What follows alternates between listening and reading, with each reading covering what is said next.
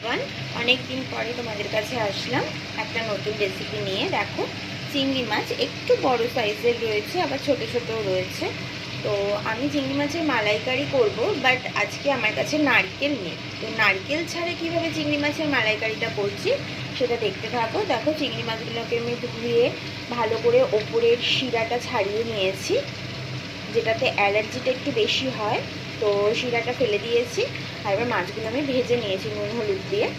এবার কড়াইতে দেখো যতটুকু তেল আছে, অতটুকু তেলে তো হবে না, তো আটটু তেল আমি দিয়ে দিলাম।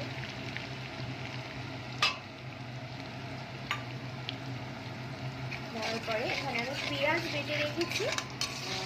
এবার তেলটা একটু গরম হলে আমি এখানে গরম মশলা ফোড়ন দিয়ে দেবো। দেখো, তেলটা আমার অলরেডি গরম হয়ে গেছে। এবার গরম মশলাটা ফোড়ন দিয়ে দিলাম আমি। একটা এলাচ, দুটো দারচিনি, একটা লবঙ্গ দিয়ে দিলাম। এবার আমি এর মধ্যে পেঁয়াজ বাটাটা দিয়ে দেবো। আমি 3 চামচ মতন পেঁয়াজ আর 2 চামচ মতন আদা রসুন বাটা আমি এর মধ্যে ব্যবহার করেছি। এবার এটাকে ভালো করে কষিয়ে নেব। কষিয়ে নেওয়ার পরে আমি জিরের গুঁড়ো, ধনের গুঁড়ো, লঙ্কার গুঁড়ো দিয়ে দেবো। আমি জিরে ধনের গুঁড়ো দেওয়ার আগে আমি একটু টমেটো ব্যবহার করলাম এর মধ্যে। এখানে দেখো, আমি টক দইও ব্যবহার করছি না, কারণ টক দইও আমার কাছে নেই, তার জন্য আমি টমেটো ব্যবহার করছি। তো টমেটোটা একটু গলে আসলে আমি জিরের গুঁড়ো, ধনের গুঁড়ো আর লঙ্কার গুঁড়ো এর মধ্যে দিয়ে দেবো। তো দেখো, আমি কী কী ব্যবহার করেছি: জিরে, ধনে, লঙ্কা, আর তোমার একটু হলুদ গুঁড়ো, আর সামান্য স্বাদ আনার জন্য একটু চিনি দিয়েছি। ভালো করে এটাকে মিশিয়ে নেব।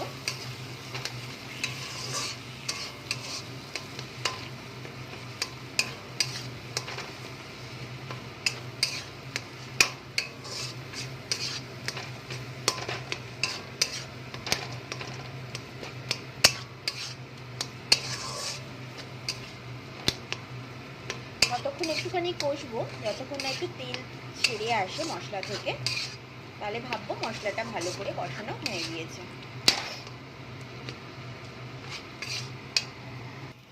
দেখো, মশলা থেকে তেল বেরিয়ে এসছে। আমি এর মধ্যে কিন্তু এখনো জল ব্যবহার করিনি, মশলা থেকে ভালো করে তেল বেরিয়ে এসছে।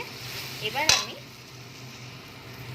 যে পেস্টটা করে রেখে দিয়েছি সেটা হলো তোমার সর্ষে আর হলো পোস্ত, সর্ষে পোস্তর একটা পেস্ট বানিয়ে রেখেছি, ওটা আমি দিয়ে দেবো।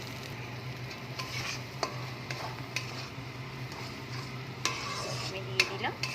এবার সর্ষের যেটাই বেটেছিলাম ওটার বাটিটা ধুয়ে জলটা দিয়ে দেবো। জলটা আমি দিয়ে দিয়েছি, একটু ভালো করে কষিয়ে নেব।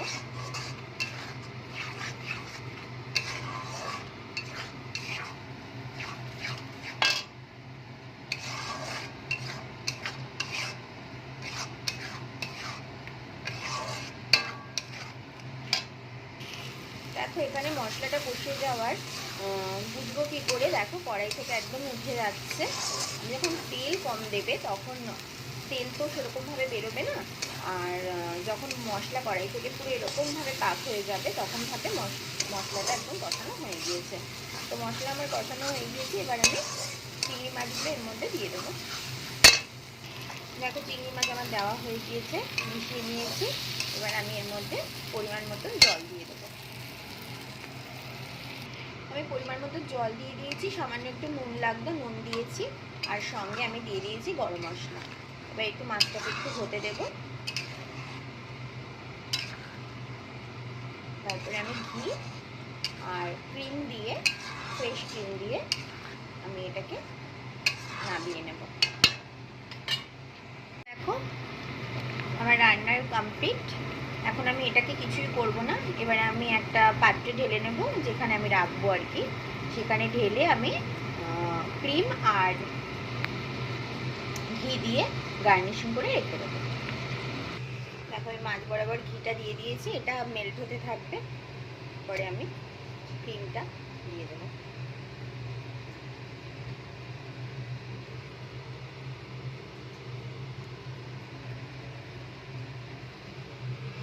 তো এই হলো আজকের চিংড়ি মাছের মালাইকারি। তো যদি তোমাদের ভিডিওটা ভালো লেগে থাকে please like comment share and subscribe করতে ভুলো না। আবার প্রথম থেকে আবার সাপোর্ট করতে থাকো তোমরা যেমনভাবে আমাকে সাপোর্ট করতে। তো আবার নতুন ভিডিও নিয়ে খুব তাড়াতাড়ি তোমাদের কাছে আসবো, ততক্ষণের জন্য টাটা।